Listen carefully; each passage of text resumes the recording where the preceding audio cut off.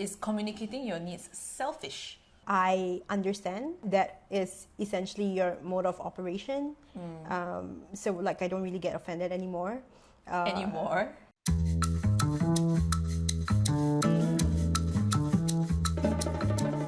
Welcome to another episode of Bonbons and Bonbons. I'm Mariam. And I'm Wintrice. And this is episode 4. And today we are talking about communicating our needs. Nice. I like that. I like that. And in addition to that, we're also going to be talking about a bit about learning how to set boundaries, how to be reciprocal in our relationships, especially with our friends. And like, how do you even know what your needs are? Yeah. So very important to talk about. But first, how's been life? How's been life? How's been life? Life has been really sweet. Sweet life.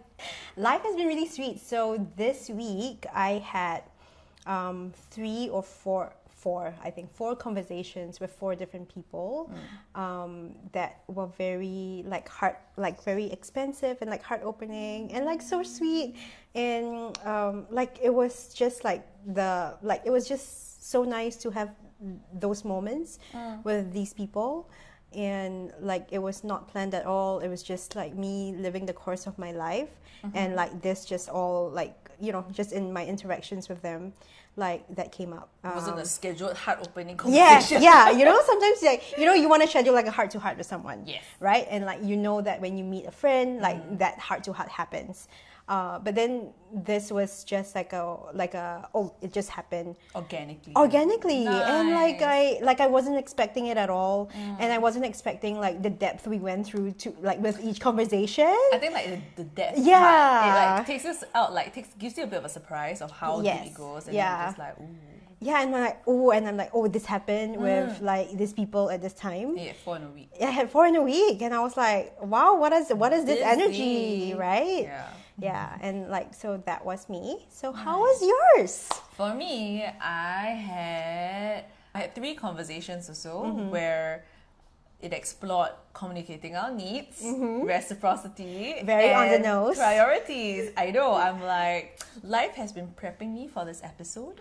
Oh. Yes. Or at least, no, it's just living life. Yeah. Living life and allowing it to integrate. And then I was like, it's so, like looking at it, I'm like, we're going to talk about all of this in like this coming week's episode. Because we planned it from last week when we recorded, right? Yeah, we planned it, but the fact that it was so present, I was like, okay, interesting. I love it because like life really has a way of kind of like making you show up for what it is that you want to share or express in the world. And then you just gotta like go and be like, it's almost like the test before like you get to the reward is like the sharing. Right? The reward is like, having gone through the experience and like you integrating it, and then like you being able to like sort of like share it here or like process it or whatever, right? Yeah.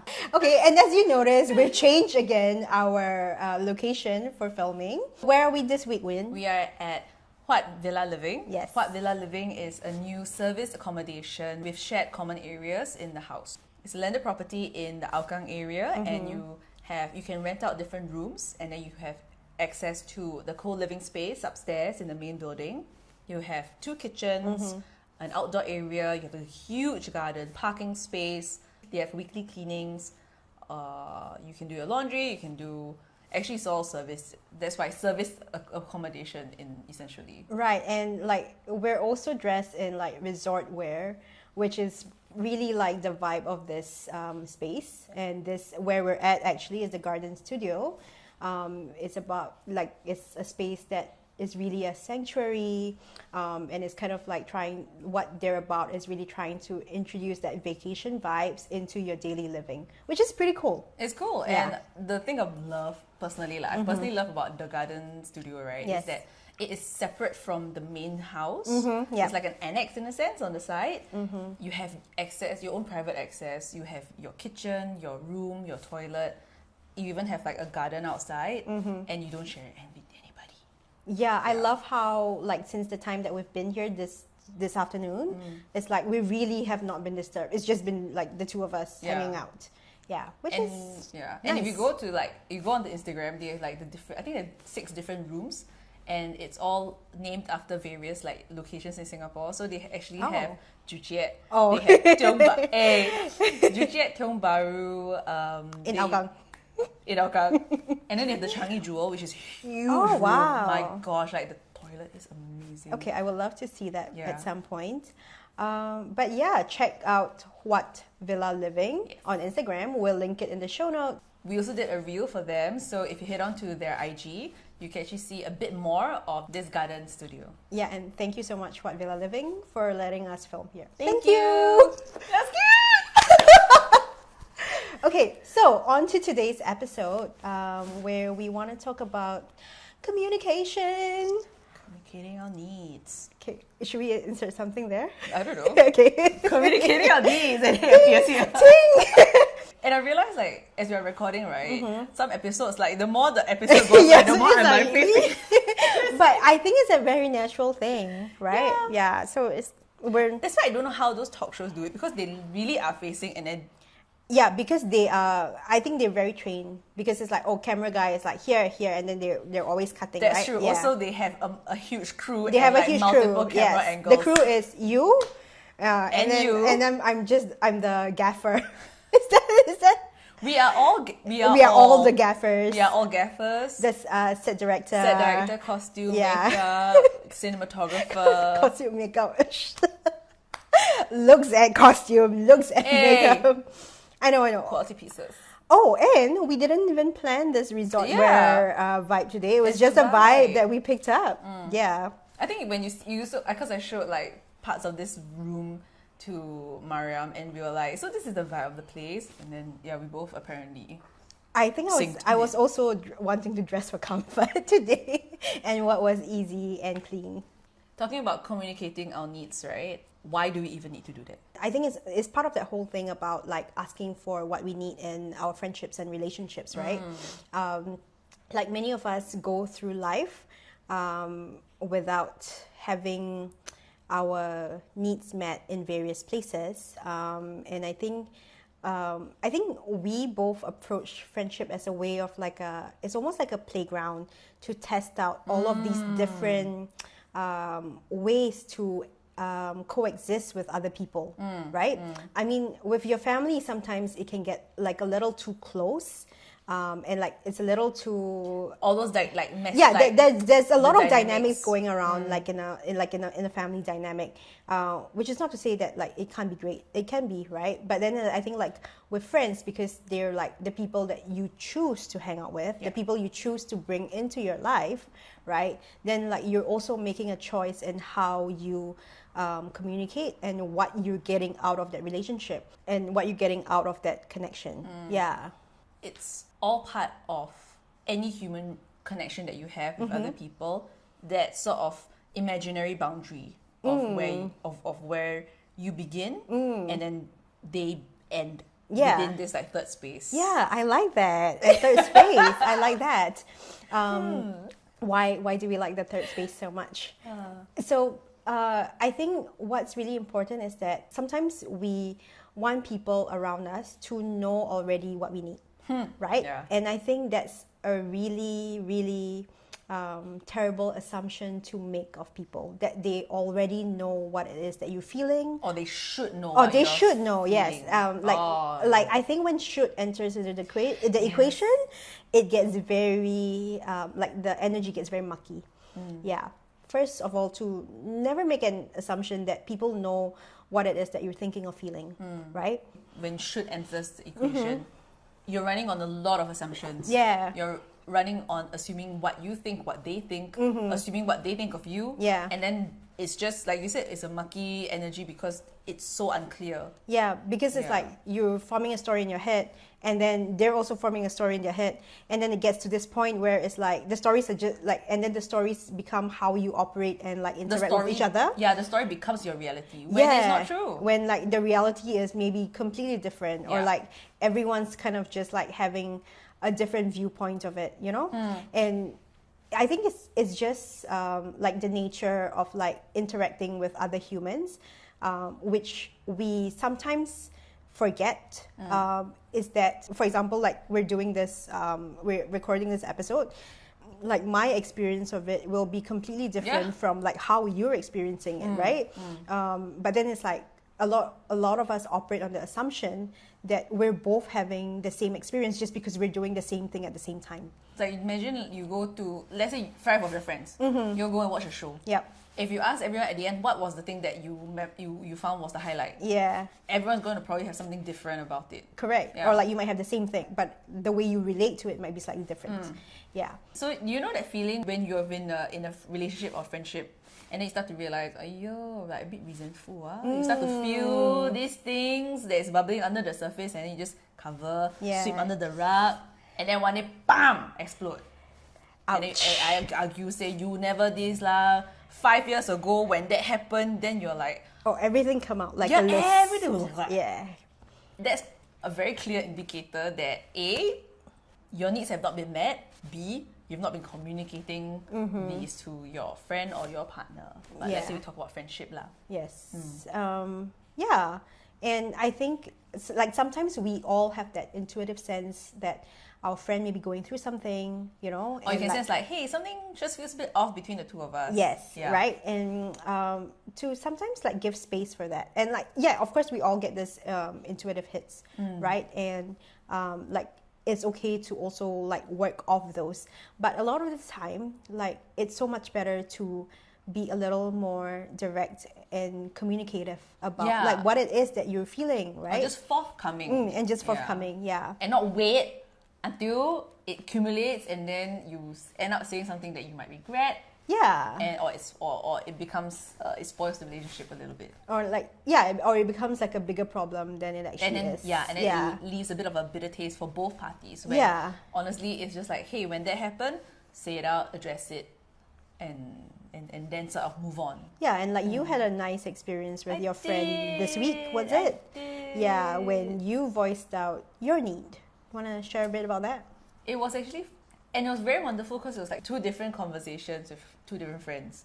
So then one was that I've been feeling a bit of a distance, like we haven't been meeting up as much. And then when I text to meet up, like my friend would be like, oh, sorry, not free. And then I started to feel this very familiar feeling. I'm like, oh, not happy, resentful, and all these like slightly icky feelings, especially when it comes to this particular person, especially you see on IG that you're that kind of thing, hanging out with this person. And you're like, no, it reminds me of like, you know, it's like if your friends never text you back and then they're like posting stuff on IG. Yeah, okay, like, I feel that because I'm the one who like. Oh yeah. I mean you win. But actually no, because I think after like we actually addressed it. Yeah, and we have a few other friends. And we've addressed it like a few times actually. Yeah, as in like the texting thing, right? It's like we made a lot of fun for you for not texting back. Then recently I messaged her. Yeah. And then I realized I didn't reply her back, but I was like, maybe she didn't. Maybe she didn't see. No, the strange thing I feel like maybe I don't think people care whether I reply or not. I know it's like a whole self-worth thing. I need to go and figure it out. What do you mean? Like, doesn't matter if I reply or not. Like, I don't know. Like, Hey, it matters. I know. What are you talking about? It matters. Anyway, my voice is getting higher and higher. I'm sorry for you to have to edit this. Yes, Then she never reply above. Sad. And I was like, oh no. I love that she said that to you. I know. Yeah. And you can imagine her voice, right? Yeah. Sad. Like, so cute. Yeah. And then then I was like, oh shit, like I apologize. And you all have been like we've been poking you a bit like about like the not replying thing, but I think gets overwhelmed. But like I think but right now, because like I understand that is essentially your mode of operation, so like I don't really get offended anymore. I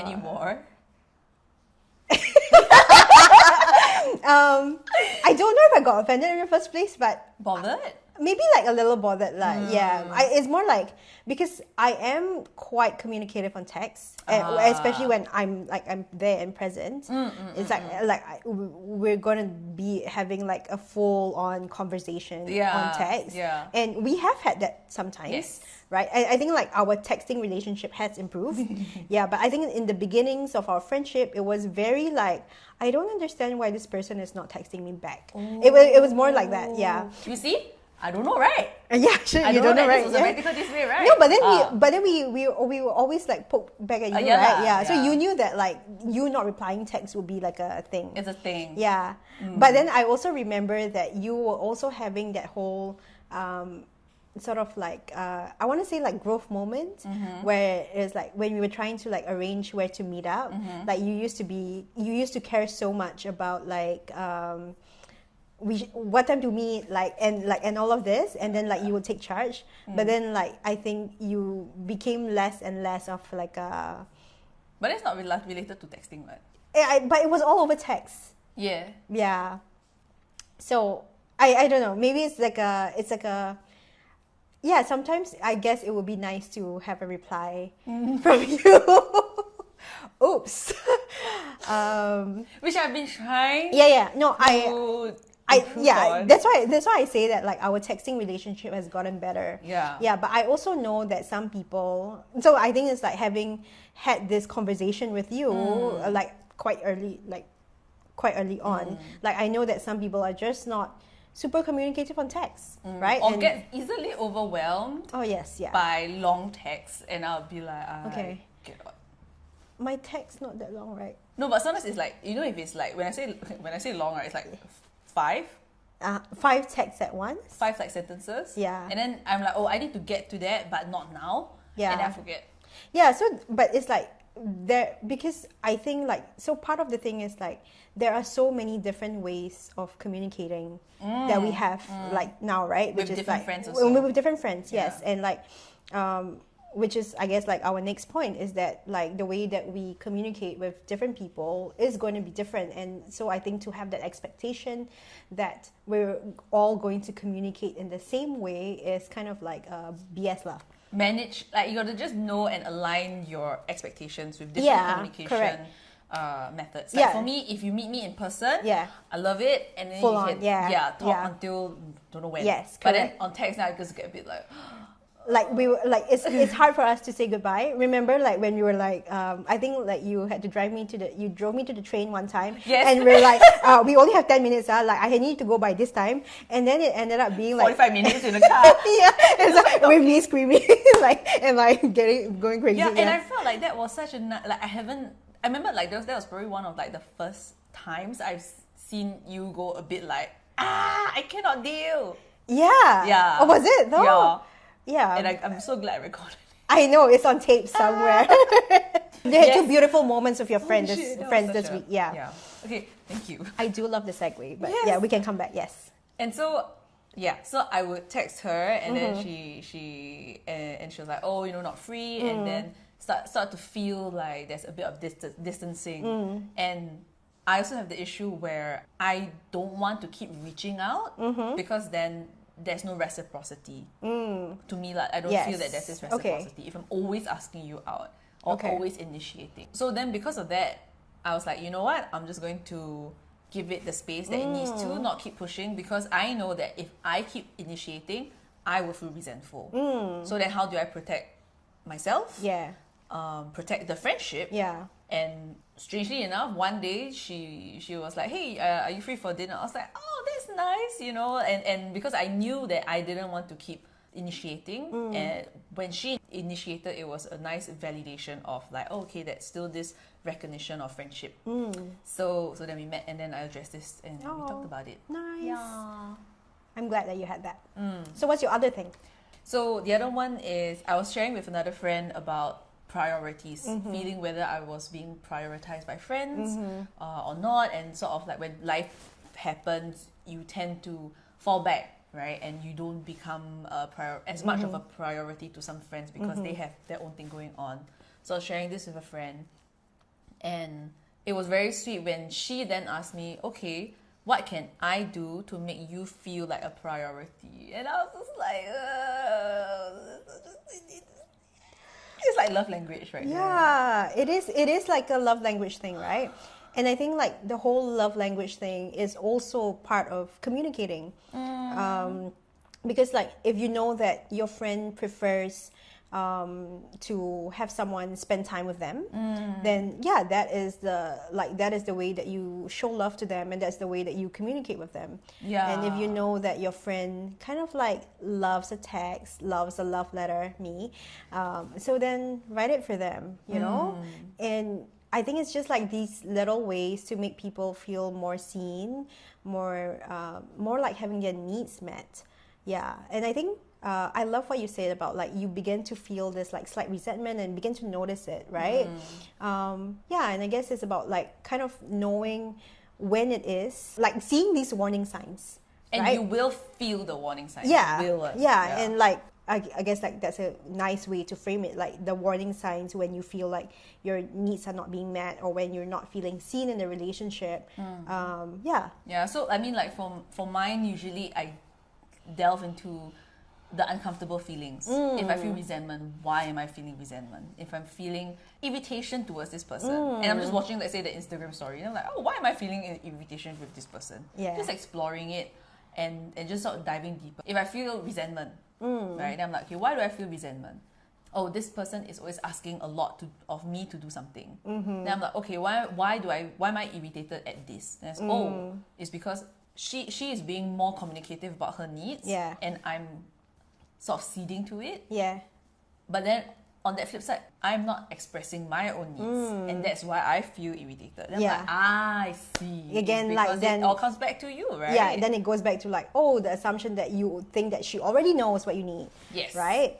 Yeah. So I think like from like a human design perspective, there's various ways to tell where you're not feeling met in like any particular space or any particular relationship, right? Like if you're feeling frustrated or bitter, for projectors, frustrated for like generators and manifesting generators, like anger, and then also feeling like very overwhelmed and like heavy, So wait, do the different human designs types? feel... It's not that like I don't feel anger or you don't feel anger, right? It's just that like the way that it comes up for us is more as like frustration and then bitterness, where it's like, oh, the bitter is really like presenting. Yeah, it's presenting as bitter, like so if you bitter is like hashtag human design at breath expense. Yeah, thank you. So from a human design perspective, like there's the idea of the not self. So a not self is when you're not being able to live as your truest and most unconditioned self. Not self as an NOT. Yeah, self. and NOT not self. Yourself. Yeah, not yourself. Okay. Yeah, it's like I think it's quite a cute term. For projectors, like their not self theme is bitterness. For generators and manifesting generators, it's going to be frustration. For manifestors, it's anger. And for reflectors, it's disappointment. Yeah, so it's like it's all of these feelings that like just being able to notice and let yourself feel these feelings is like, first of all, the most basic and the best step for you to be able to like then process it and be able to be like, oh, here is where I'm feeling really bitter. Here is where I'm feeling really frustrated, right? And here is like frustrated, irritated, and then like annoyed. Yeah, it's all like it's all of these things. Yeah, and inquiring into that. Yeah, because I think that process of like self-inquiry is not really so much navel gazing, but more about like. But more about like being able to understand yourself, right? Yeah. And then knowing, and when you know yourself better, then you can show up as like a really great force in the world. Like, I feel like, again, I have this like mantra, right, that's been guiding me is you connect better to yourself, then you can connect better to others. Yeah, that's essentially like your entire like motto and vibe and like what you're all about, right? Yeah. I love that. I think that's what we do in our work too, right? All of us. Yeah, but some people are like not into it at all. Oh. Yeah, so for the people that do or don't. Yeah. So you connect better with yourself, you can connect better with others. Yes. And then with that ripple out effect, you just create a better world. Yeah, I agree. Yeah. And like I think that's why it's important to sort of like, at the very least, understand what your own needs are. And not from like a perspective of like, oh, they should do this. As a friend, they should something. Let's throw that out the window and just be like, what is it that you really want out of like a relationship? What is it that you want out of like a connection that you form with someone? Is it closeness? Is it intimacy? Is it like an activity friend? Yeah, I love that. Like I've made activity friends in that way. Yeah, like I used to only have activity friends for a long period of time, and I was like, I want to have deeper friendships. Cute. Episode 1, go. Yeah, call back to episode 1. I feel like I used to have like interest friends only. Interest group friends. And not interest group, but more like, I guess, like watching the same shows. Or like, and at some point, I knew, this is quite interesting because I talked to my housemate about this recently. I realized that a lot of my friends 10 years ago or so were all very similar background. Like we all went to the same JC, we all then went to the same university, same faculty, and then we all ended up in the same job. So this is for me, like, this is a bit like mind blowing, because like during the time of like university to like my first job and second job or so, right, my closest friends were from university or like my JC friends or like my first workplace. So then and then I realized that the people who were working in my first workplace were from the same JC. So like my housemate and I were actually like 2 years apart, but we actually came from the same JC. Right. We were in the same university, and then the same faculty, and then we went on to work in the same place. Yeah. So my world was like so tiny, you know. So tiny. And I was like, I needed my world to be bigger. Yeah. So I think like I still want my world to be bigger. Yeah. But then for me, then that was like a moment where I was like, okay, how do I start making friends outside of this like smaller and smaller circle? Yeah. You know? Yeah. Episode 1, go and watch.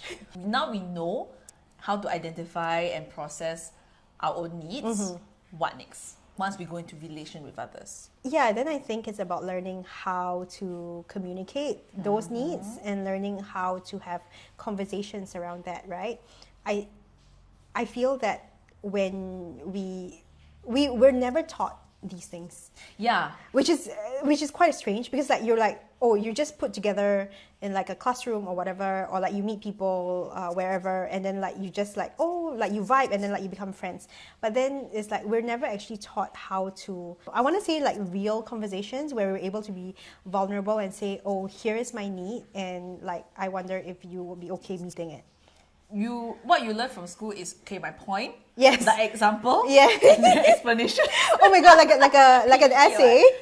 Yeah. That's how you construct your arguments, right? Yeah, but that's constructing an argument, yes, and not necessarily like talking human to human. Yeah. You know? And I think like this was the thing that I brought up to my sister last week. That it's like, just because you're presenting like a really logical solution to a problem doesn't mean that people will respond to it in that way. You need to be able to present it in a way that appeals to them, right? Emotionally. Like emotionally, or like appeal to their like emotionality, or like learn how to speak their language. It's really that, learning to speak someone else's language. Yeah. And I think for me, that's how I show I care, because like I learned to tune into how that person like might be able to receive something. Yes. Yeah.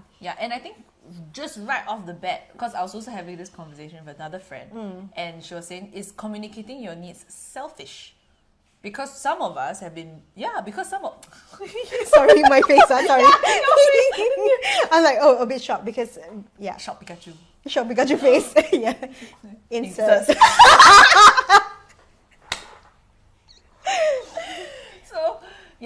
Okay, because for some of us who have been maybe conditioned from young to not express our needs. If you express your needs, then you are a naughty child, you are being you're misbehaving. So that can then bleed into adult life, where I self-abandon because I want you to like me. Bossy, selfish. People pleaser. Bossy, selfish. What else did I get? for like expressing needs, you know, and sometimes it's very small needs. Yeah, but the word selfish comes out quite a bit. And I think like that friend and I both have a very similar difficulty of like, if I say my truth, I'm scared I might offend you. Yeah. And I scared you don't like me. Yeah. So in order to gain your affection, I withhold communicating and expressing. Oh. Yeah, but that's the thing, right? I mean, but it's not selfish. If anything, it's love. Okay. I love that. I love that. Okay. I love that. Okay. I love that. Win rants at the camera for I like do, 10 okay. minutes. Yeah, because who was it? Someone actually said that boundaries is the space where I love you. Oh, wow. Because that is like preserving the love that I have for myself and I have for you. Yes. And I totally agree. Yeah. It's not like your friends are purposely doing it. Yeah, I think that's something I feel like I have learned to, or am learning still, to recognize. Yeah, because like I think a lot of times our behavior is quite unconscious. Yeah, and like we don't realize it at all. And it's like, for all that we're talking about, like expressing our boundaries and inner work and all of that, like I am sure that there are ways and in relationships where I show up like kind of like unconscious and kind of like hurting like that person or like the people around me. Unintentionally. Yeah, like unintentionally. But like the thing is, of course, like I don't have the intention, but then it doesn't take away the fact that like my actions or like my words might hurt someone. So just because I don't have the intention, I didn't have the intention to hurt. Yeah. But that doesn't immune me from the consequences of their actions, and then just having to take accountability when your friend or whoever sort of like brings it up to you and say, hey, that sort of hurt me. Yeah. And I feel the other thing is that sometimes we get into the mode of like wanting to preserve a relationship that we like, you know, that then we become afraid of expressing our needs, right? So, but and then self-abandon. Yeah, and then self-abandon. Like it's all like, I think like it all always comes down to that, right? And it's always like this circular path of like learning where you're at, learning where your friends at, and then like coming together, and then like, you know, and where like, are it the goes, boundaries of the third space? Yeah, where are the boundaries of like this thing between the two of you, right? And like if there's more people in the equation, then there's like more things to consider, right? I also feel that when we express our needs, we do take that chance of like that relationship no longer existing if that person is not able to meet the need, right? Or not able to hold the boundary for us or for them. And then that goes into then a deeper conversation of, then do I want this friendship in the first place, right? And if it's preserving a false sense of harmony and peace, do I really want that? So I think like we addressed breakups in the last last episode, and you know, I think it's just part of life to have to deal with having difficult conversations with people that you love and people that are close to you, and like really, you know what, like, and knowing that you will make the mistake of like offending someone, hurting someone with your words, and all that, knowing that you will always make the mistake, and being able to forgive yourself after the fact. Life is messy. Life is really messy, right? As much as we want to present this whole curated, clean, I've done my inner work, I've ascended the mortal plane. Oh shit. Yeah, bullshit, exactly, right? Like we all have work to do in various ways, but we are also... That's why we are doing this. We are also human and learning to forgive ourselves and others. Yes. Yeah. Having that kind of compassion. That's why when like I was thinking about it, what is self-love, right? People are like, oh, self-love is like I buy this thing for myself, which is fine. But maybe self-love is also, hey, you know what? This shitty thing happened. It's okay. Yeah. You do better. Yeah. I think like for me, it was really about learning to love myself, knowing that like I was a shitty person to some people. You know? Yeah, and it's like, you know, when people tell you that, oh, your behavior was terrible to them and the way they perceive it was terrible, right? And like you just like, I think like I was like shocked Pikachu face, various, and It's happened more than once. So I am actually kind of a terrible person. I will not say that. I am learning and I am just being human and myself. And sometimes, you fall into these like unconscious behaviors. And also I do feel that different people bring out different things in you. For example, I always tend to overbook myself. Yes, you do. Sometimes I double book. I even triple book. Yes. So there's some friends where I'll be like, hey, sorry, I double book. Like I have to cancel. Yes. And then like their friend's like, yeah, sure, okay. Yeah. I can do the exact thing to another friend, and she'd be like, how could you do this to me? Yeah. And then like and I could very easily be like, that one okay, well, why you like that? Yeah, also it's like, to you it's a small thing, but to them it's a big thing. Yeah, and then realizing, oh crap, I hurt my friend. And then sort of like learning to see how much of this friendship do you still want to keep? And then if you do want to keep it, what are you going to do about it? Yeah, for me it's also like none of us are innocent and none of us are guilty. Yeah, like we're either innocent or guilty in different people's eyes. Yeah, there's that line where you're always the villain in someone else's story. Yes. Yeah. Even though to you you're like, oh, I'm such an angel, but no. We all love to think of ourselves as angels, but So that difficult conversation that gave you like shock Pikachu vibes, right? The thing is, I realized as much as it hurts, it's this uncomfortable AF, and it's so like you at that point of time you wish like I really wish this wasn't happening. When you get past the threshold, right, it's such a beautiful thing. Yeah. To have to sort of experience between friends, because it really the friendship deepens like crazy after that. Yeah. When you've gone past that threshold and you're not just like, oh, false pleasantness. Yeah. Okay. I think for me, I'm not sure the relationship survive in that way. Yes. I would say like in the first instance, I was not prepared for it and it was like denial on my part. Like it was complete denial. Yeah. And I was like, oh, this person is this, with a different person. Like I think it was more like, oh, let me hear you out. It wasn't like just shut it down and denial. Yeah. Like so then I was like, oh, now I'm seeing that, oh my gosh, like what growth from like that first conversation and then like to like the second one, Yes, because there's that fear that, again, right, when you feel communicating your needs, that there is a possibility of the rejection, friendship sort of like no more disintegrating, bye-bye. And that does happen. Yeah.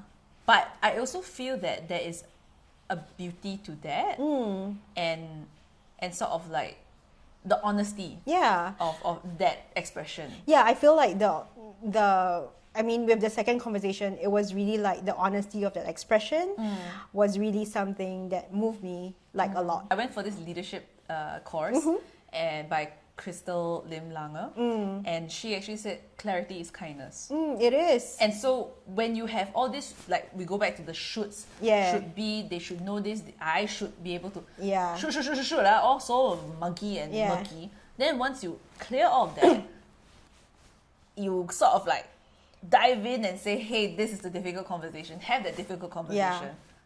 It's clear. And like you really just like pare it down, right? Yeah. It's like you just take away all the shoots and it's like, here it is where you are. Yes. Yeah. And then you sort of meet and you be like, this is my stuff. And this is mine. And then like, okay, let's figure it out. Yeah, let's figure it out. Or then it's like, either we do this, or we do this.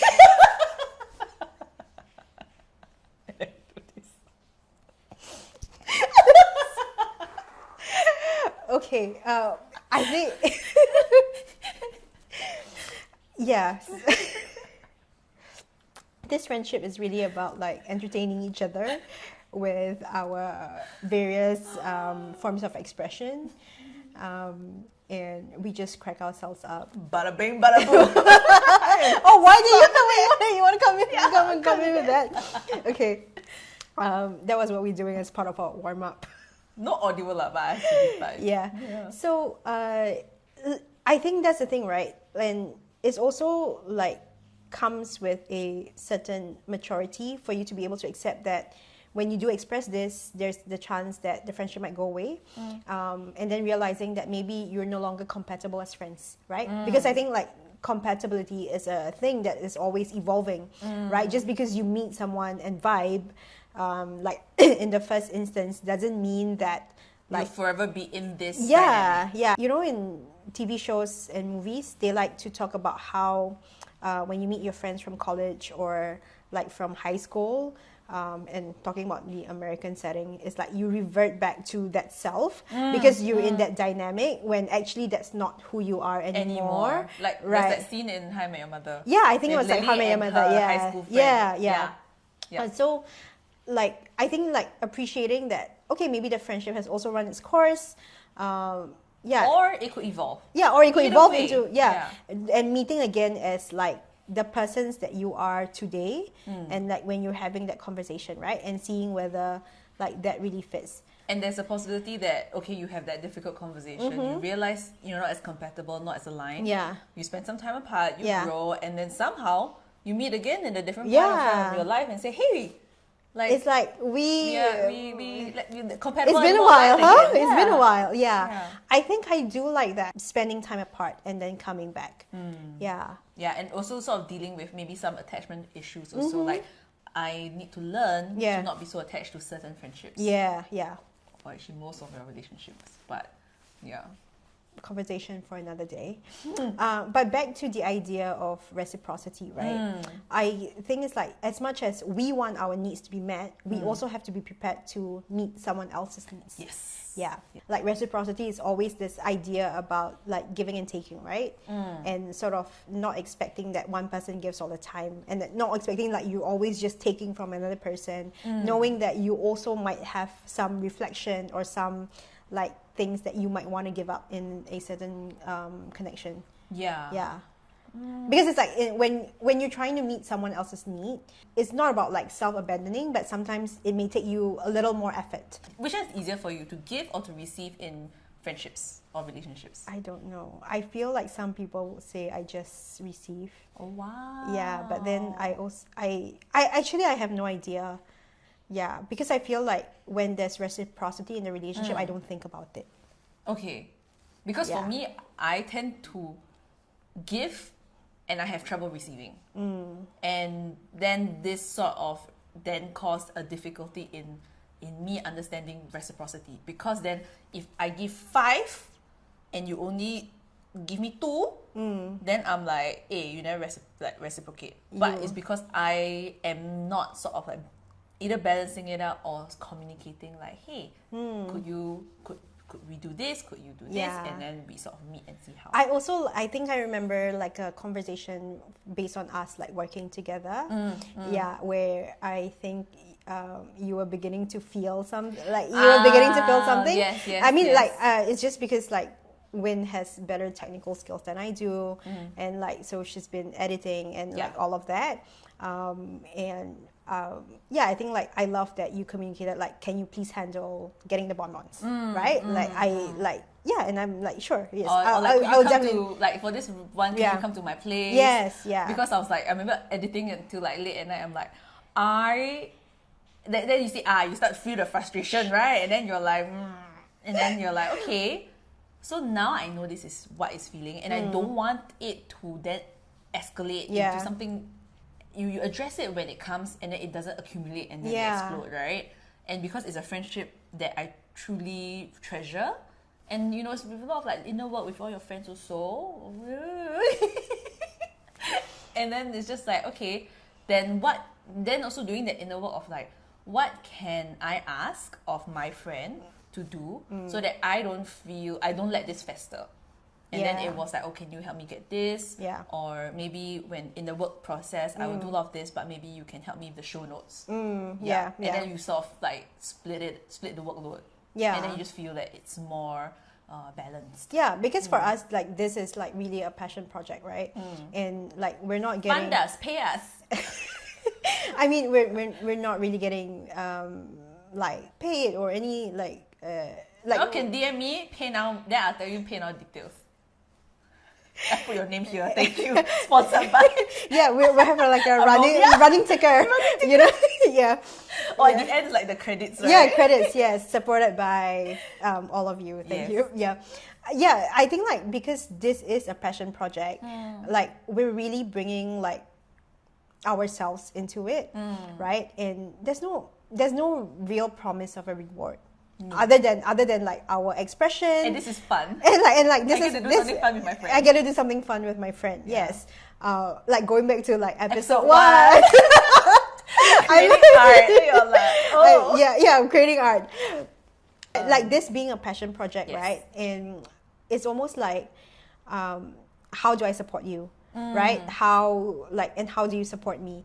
And and knowing that yes, I fall short on some of these skills, but then that doesn't negate like my presence is just like and your contribution. Yeah, and my contribution to like what like this space between us, like this project, right? Yeah, and just because you're not able to contribute in the same way doesn't mean that you're not contributing. Yes. Or you're not reciprocating. Yes. Right. So it's more like I think it's like for us, like I love that.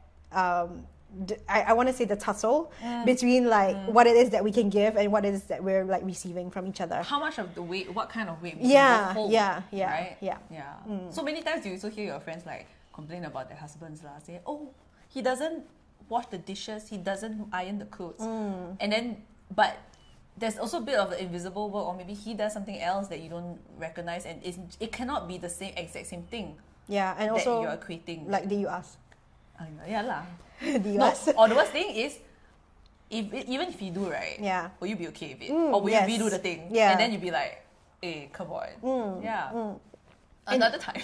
Oh, yeah. That one, like, a bit hard for us to when say. When we bring a married couple guest in. Oh, yeah. You know what's amazing? Okay, our manifestation, right? Yeah. So in episode 2, we were talking about sponsorships and collaborations. Yeah. We actually said co-living space. Oh, we did? And I remember saying villa. Oh, wow. Well done. I think when you are a master manifester, as you know. Again. Manifestator. What is that? Yeah, I feel like you are really good at manifesting. Really? Actually, don't you think? $1 million contract, come. Oh, wow. I said what else? Already. Yeah, $1 million contract. Yeah, I said last episode also. $1 million? Yeah. Oh, only? Why not? Oh. Then you think lah. Then you say lah. You know I always reach for the sky. Reach. Yeah, but... Bring me with you. But then I also very short. The reach is very short. The reach is... Oh my god, I just... The you know who reminds you of when I made that joke? Schmidt? Huh? Schmidt? No. Like the... Is it someone related? Someone we have met before one time, and we all are like hated him, not on sight, by voice only.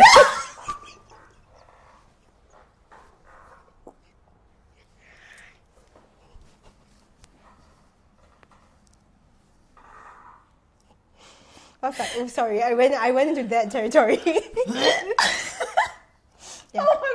Oh my god! You don't bring him into our stratosphere. Yeah. So like I think are we ready to come back? Oh your silent laugh. Love it. Oh.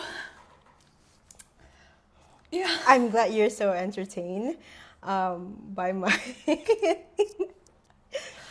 conversation for another time. Yeah. So all I can think of is his name, by the way. I don't even remember what his name is. No, I don't want to see. Okay. Now I remember. Manifesting. You in a conversation about manifesting, go and mention him. Sorry. Okay, manifesting. Okay, manifesting, right? So yeah, so we'll see what is what we have next. The ticker. Homeware. Remember we were talking about homeware. We're talking about homeware. We're talking about vacation. Candles. Bonbons. That brings us to our bonbon break. Yeah. Time for bonbons. Hi, we're in the bedroom of the garden studio. Yeah, so this is like our sleepover vibes. Cozy. Cozy. It's so close. It's like a Schmidt thing. Yeah, it's a Schmidt thing, yeah. So, Bonbons. our bonbons today are by Lemuel Chocolate, and they're a bean to bar or bean to bonbon. And they're a Singapore company. Yeah, so their factory cafe is in Star Vista, and they also run like chocolate workshops. So Lemuel, next time maybe Bonbons and Bonbons will record and make some bonbons at your factory/cafe. Yeah. Okay, so today's bonbons, I'm quite excited about them. I believe that's the Fuji, and that's like a hojicha and yuzu. I got a hojicha because you. You. The pink one is called Persian Princess, and I forgot why I got it, but like I think name. Mostly because of the The name. name. I don't remember the flavors, but There's a then rose in there. maybe Right? yeah. Maybe it's Isfahan kind of thing. Oh yeah, perhaps yes. This one is s'mores because s'mores. But where's the blue? Why is Lemuel, why is it blue? yeah, and then this one here is the matcha cha, so matcha, and then this one should be the peanut butter and jelly, Yummy. PB&J, and then this is blueberry cheesecake. So Persian Princess. Persian Princess, go for it.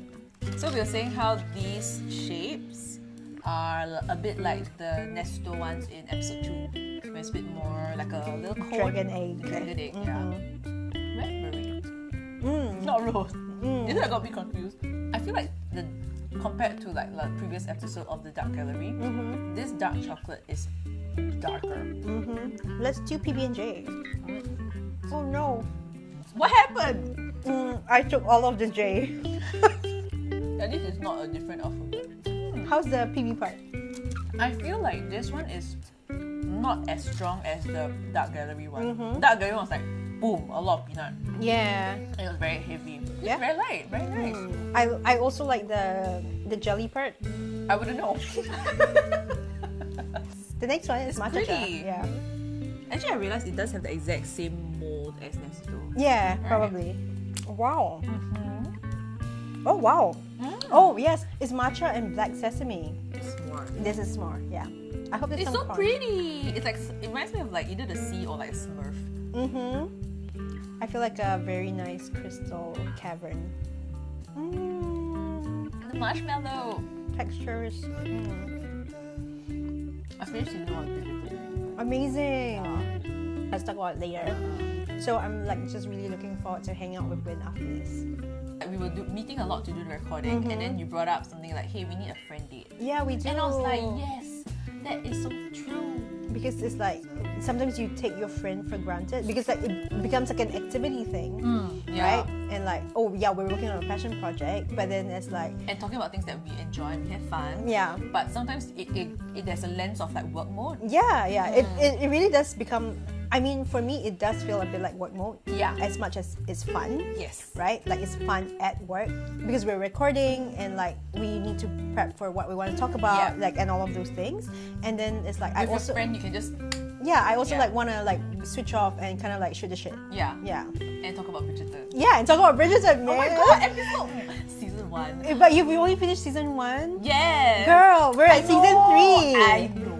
I'm like, And I come know on. that whole Colin and Pen situation. I mean- I'm like, I know you're waiting. And I mean, like, but don't you see the seeds being sown in Of season course. 1? And it's so cute. really? I mean, Okay. with them being like, yeah, And I think one thing I like about like the character Nicola Clochan, Nicola Cole, yes, the actress who plays Yeah, Pen, I think the way the show sort of treats diversity has been so eye-opening. And because she is not a punchline. Because I was listening to like Rebel Wilson's podcast, and she was saying how like typically the larger set girls, the Yeah. more like the fat girl, Yeah. is usually like the punchline or she's the joke. yeah, and like But- like Rebel Wilson played that character in like Pitch Perfect. Yes. You know? And she said Yeah. like, and she actually said that she developed a really unhealthy eating disorder to maintain being the fat girl to get money. And actually people in her team were telling her, hey, if you lose weight, you might lose all the money and like Hollywood deals. And she was like, no, but this is what I need for myself. It's such a good like podcast to listen to about self-worth and about the therapy that when you do inner work and therapy and you go for therapy, so much opens up for you after that. Yeah. So then similarly for Bridgerton, Pen is not, I mean, at least for what I've watched in season 1, she is not the punchline. Her weight has nothing to do with her character. No, but or her portrayal yeah, of her that's character. also the thing, right? Is like there's this whole discourse about her being like plus size when like she's actually not plus size. She's just not the Hollywood skinny. You know, she's mid-size actually. Yeah. She's like I think she's like average size of like women in the UK or like in the US. Oh, Yeah. really? Yeah. It's not that she's Oh Can you my imagine? It's like think gosh. about how like your representation of women and your imagination of women is It's not necessarily Representative. it's not representative of the Of the average medium, size. yeah. Yes. And like I think she's the medium. Holy shit. Yeah. How cool is that? Oh my gosh. Yeah, okay, Bonbon Break got a little serious. No, but I really like Yes, the stuff that comes yes. out from Bonbon Break. Season 3 is about Pen and Colin, Yes, right? yes. So then there's whole discourse about there's this person on the internet going like, oh, it's so surprising that Pen ends up with someone like Colin because he's so much more good looking. And then like the internet is like going back at her and be like saying that my relationship is not realistic, you know? No, but it is surprising because even as I was watching it, I was like, there's no way. Or you're like, that's not the typical love story. The one that you're more used to is like, okay, the Duke and Daphne. Yeah. And even then, for some people, Yeah. they will see color and say like, no, that's actually, this is not the pairing. Yeah, that but should then like happen. the thing about Bridgerton is that it's like a whole like fantasy romance show, right? So it's like, let's present the ideal. It was so refreshing. I remember watching it when it first came out in December 2020, Christmas. I believe it was like December Okay. 2020. And I was like, what a revelation this show is. Yeah, because it's like romance is not a by the by. You know, romance is the center of it. And like, what's wrong with that? You know, what's wrong with centering love? What's wrong with centering like a relationship where you feel so fulfilled? Yeah, because it's like feminism is not just being able to like earn equal money in the workplace. It's also about getting to choose what you want, whether it's like staying at home and being married and like all of that, or building a career. Like you get to choose. That's the point. So we've got 2 more bonbons. I do like the counterpoint, huh? Is there mint? No, I think it's yuzu. Yeah. Yeah. It's like you don't expect these flavors together. It's like Bridgerton. It is like Bridgerton. Okay. Yeah, last one. Blueberry cheese. Cheese cook. I'm not a fan of the texture. Because it's a bit tangy. I don't taste the cheese. Me too. Out of 5 beans. Oh no, we're getting 5 beans. We're so inconsistent in our Yeah, ranking. I love It's it. terrible. I want to say like 3.5 beans. Yeah. Something about this particular dragon egg shape, I don't particularly like. Like, in terms of preference, I really like the one which is a bit more Substantial yeah. looking. and then like you can get a good bite. This one like you don't know how. Yeah, to I mean like I got all the jelly. Sorry. Yeah. I feel like I need to get you just one One for the jelly. jelly. Yeah. I like the PB&J. Okay. No, true. In terms of subtle flavoring, and I like the crunch. Yeah. The slight There was texture. I think there was some flavors that was also quite surprising, like the hojicha one, the matcha cha one. Matcha cha. Yeah, that was like a very like some really inventive flavors, I would say. Yeah, so I think 3.5 for me. Okay. What about you? I rated a garden studio out of 5. okay, I get you. Yeah. Oh, okay, here. Lemuel chocolate is a Singaporean chocolate maker. So Lemuel chocolate is a Singaporean bean-to-bar craft chocolate maker. And their bonbons are individually hand-painted with deliciously curated fillings that match perfectly with our single origin chocolates. We hope you find more joy eating them than we did making them. Oh, that's so sweet. Now we really want to go and make chocolates at your place. Okay, we'll text you, Lemuel. Yeah. I hope you enjoyed our review. And I hope to try different flavors. Basically, I think I asked the guy at the counter like what the famous flavors are, and I didn't pick any of them because it's the worst thing. I feel like I know. It's like the worst thing. Like, hey, what's your signature you recommend? Oh, I recommend A. Okay, I'll get B. No, he gave me like 6 different ones, and I'm like, oh, I want this. And he's like, ma'am. Yeah. Thanks, Lemuel. Yep. And then we go back to the other room. We didn't film a transition, but oh well. We did. Oh yeah, we did. Bonbon break is over. Bonbon break over. Magic of editing. What's the main highlight for you from this episode? On communicating our needs. I guess us actually talking about like your lack of texting. No, for me that brought me clarity about like how I was feeling, because I don't think I actually like listed it out before. Oh. Yeah. Like really not about like not about like you not texting me back, but more about like maybe like a little bothered, like especially like in the beginning of like trying to form a friendship, I guess. And for me, like the other thing was also there is really reciprocity in this relationship. I love it. Yeah, and I think it's like the idea that it's continuous. Mariam and Wintri's 2023 sort of like reciprocity looked completely different from 2024. Yes, yeah. And like I think the way that like we've related to each other is also different. And I think like another highlight for me was finding out that like the moments in the car, it was a special memory for you. Yeah, because it is for me too. Yeah. And I think it's also that realizing how much safer we are feeling with each other to sort of like, for me to even say, hey, I think that was so difficult for me to do because I'm always like, I mean, if you want to talk about the always giving, don't know how to receive, don't know how to say. I also realized that was such a huge thing for you, and I really appreciated you saying it. And like I was willing to be like, yeah, of course, like you, like I know that you're already doing so much, and like I know that you give a lot. And then like that recognition and acknowledgement was really like, yeah, generator satisfaction. Human design reading, go to Breath Express. Oh, okay. I think the highlight is when I mentioned like communicating your needs is not selfish. I think I have understood that. But for me, because of the people-pleasing tendencies and the fear of rejection, but also now a fear of self-abandonment, and not even fear, but like I want to actively not self-abandon, it's like, okay, always reiterating, learning with myself that communicating my needs is an act of love. Yeah.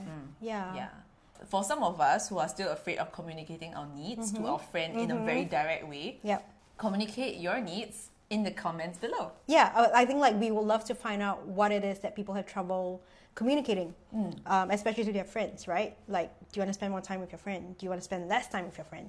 Yeah. Like, put it down in the comments. Hey, text me back more. Yeah. All my friends. At Wintress Lim, text me back. Reply me later. Yes, sorry guys. I don't reply those comments. And then Win is like in overwhelm because it's like everyone's just like reply me. Yes. Yeah, I think we would love to know what it is that people have trouble communicating, or whether or not like people have any issues being direct or straightforward with their friends. Yeah, we would love to find out. And so, see you on the next episode of Bonbons and Bonbons. Bye. Bye.